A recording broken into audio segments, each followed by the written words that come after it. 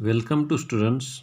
We are going through a topic that is female reproductive system.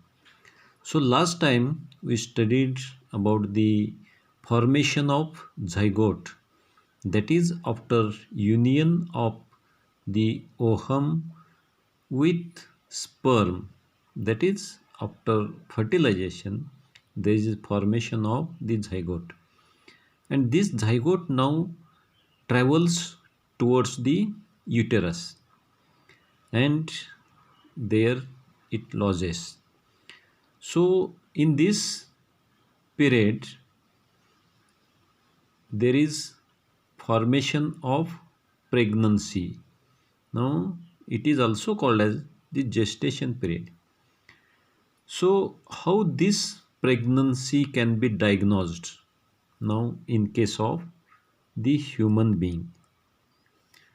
So this is an important point, that is after the marriage. म्हणजे लग्नानंतर बऱ्याचशा प्रश्न असतील आणि ही आपण कुणाला विचारू शकत नाही. ही त्यासाठी आपण व्यवस्थित लक्ष देऊन ऐका. In case of human being there is a reproductive period. म्हणजे मुलं कधी होऊ शकते, that begins at menarche. Menarche म्हणजे वयात आल्यानंतर, साधारण वयाच्या 13व्या वर्षी, आणि कुठंपर्यंत, that is up to the menopause. 45 ते 50 वर्ष हा मिनोपॉज म्हणजे रिप्रोडक्टिव्ह पिरियड थांबण्याचा काळ आहे. While biological variations may occur in different geographical areas. आता ही जी पिरियड आहे मिनार्च ते मिनोपॉज, ही बदलसुद्धा ह्याच्यात होऊ शकते. That depends on the geographical areas. थंडीच्या ठिकाणी, गरमीच्या ठिकाणी हे पिरियड व्हेरिएशन्स होऊ शकतं. So the pregnancy is rare below 12 years and beyond 50 years. आणि ही जी 12 आहे म्हणजे त्याच्या खालीसुद्धा प्रेग्नन्सी होऊ शकते किंवा 50च्या पुढंसुद्धा होऊ शकते.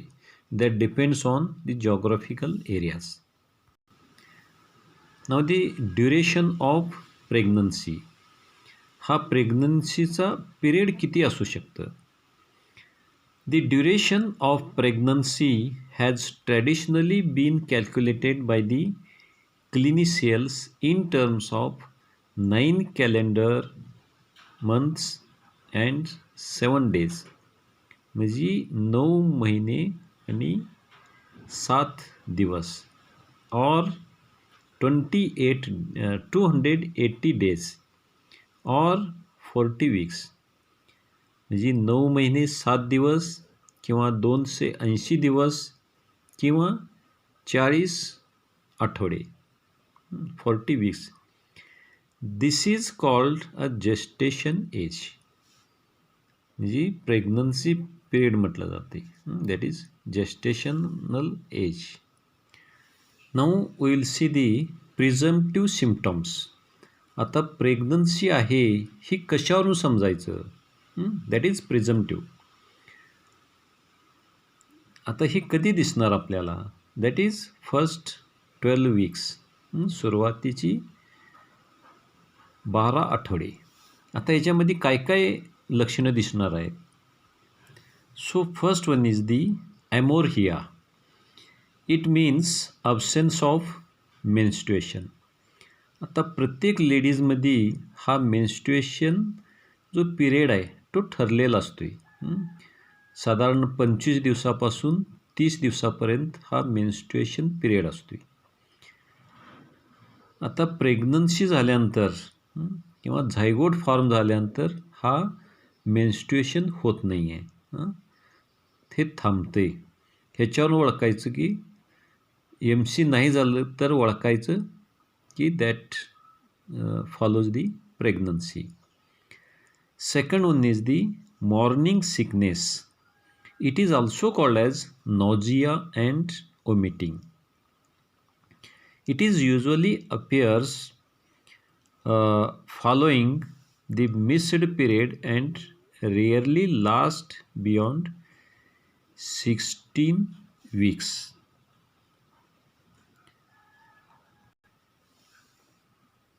मिस्ड पिरियड म्हणजे एकतर MC थांबलेलं असते कुठल्या आठवड्यापासून 16 वीक्समध्ये ही सिम्पटम्स दिसायला लागते and that is more on rising from bed म्हणजे सकाळी अंथरुणातलं उठल्या काय सिम्पटम्स दिसतील दॅट इज लॉस ऑफ अपेटाईट म्हणजे भूक लागत नाही आहे किंवा ओमिटिंग सेन्स येते मळमळणं उलट्या येणं ही लक्षणं दिसायला लागते but is usually does not affect the health status of mother ह्याच्यामुळं त्या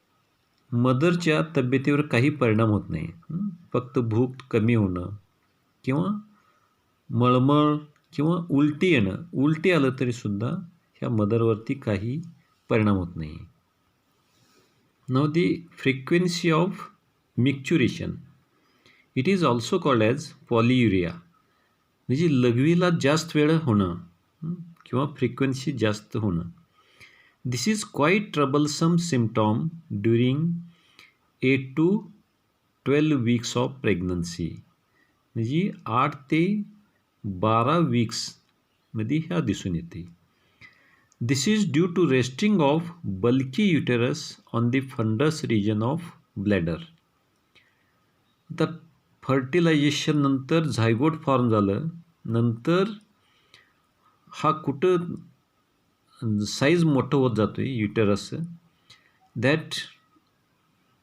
रेस्टिंग ऑन दी ब्लॅडर म्हणजे युरिनेशनचं जो ब्लॅडर आहे त्याच्यावरती रेस्ट करते म्हणजे त्याच्यावरती प्रेशर क्रिएट करते as well as change in maternal osmoregulation आणि मॅटर्नल ऑस्मोरेग्युलेशनवर सुद्धा परिणाम होते and that causes the increase thirst and polyuria त्याच्यामुळं काय व्हायला लागते तहान वाढते आणखीन लघवीसुद्धा वाढते that is frequency of micturition now next one is the breast discomfort this is due to feeling of fullness and pricking sensation in early 6 to 8 weeks ज्या वेळेला इकडे प्रेग्नन्सी स्टार्ट होते त्यावेळेला ब्रीस्ट ही सुद्धा वाढायला लागतात देन दी युटेरन सायन्स आता ही जी uterus आहे हा साधारण 8 आठवड्यापासून वाढायला सुरू होते that is enlargement in the uterus and globular by about 12 weeks so these are the changes which takes place after the pregnancy ही काय झाली सगळी सिम्पटम्स झाली आता immunological test for diagnosis of pregnancy आहे का नाही ही टेस्ट घेऊन कसं कन्फर्म करता येईल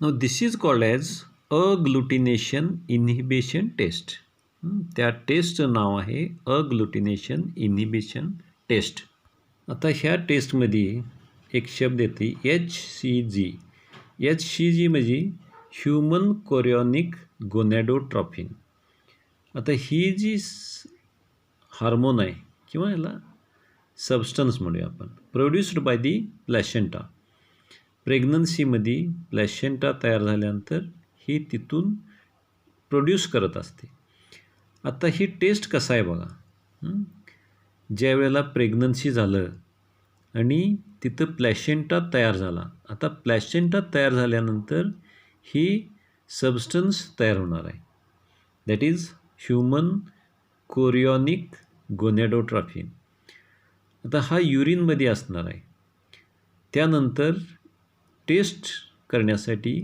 युरिन घ्यायचं त्याच्यामध्ये ही अँटीसेरम टाकायचं आता हे अँटीसेरम टाकल्यानंतर काय होणार, ह्याच्यातलं ही HCG आणि ह्याच्यातलं ही न्यूट्रलायझेशन ऑफ अँटीबॉडी.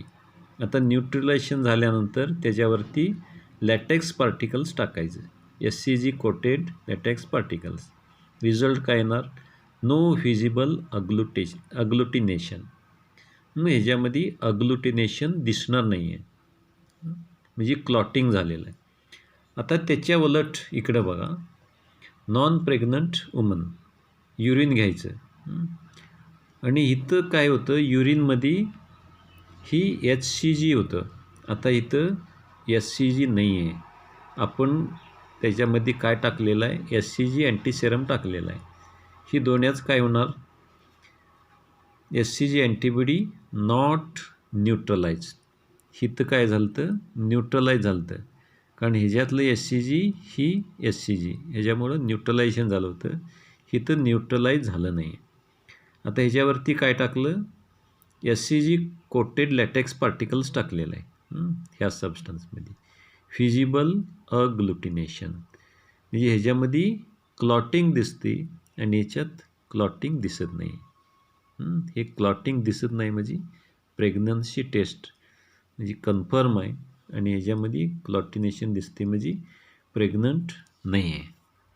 आणि ह्याच्या व्यतिरिक्त प्रेग्नन्सी पिरियडमध्ये काही आपल्याला ऑब्झर्व करता येतील.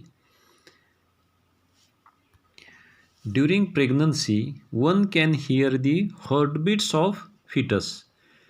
म्हणजे आत जी बाळ आहे किंवा फिटस आहे त्याची हार्टबीट आपण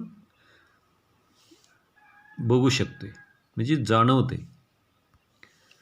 and also the mother can feel the kicking movements of foetus by the 18th or 12th week. म्हणजे जो फिटस आहे, बाळ आहे, त्याची हालचाल चालू होते. म्हणजे लात मारणं, आतल्यात पायांची हालचाल, that is the kicking movements, हे फक्त मदरला जाणवते. The pregnancy can be confirmed by x-ray method on 16th week. जर कन्फर्मच करायचं असेल तर एक्सरे मेथडने आपण कन्फर्म करू शकतो.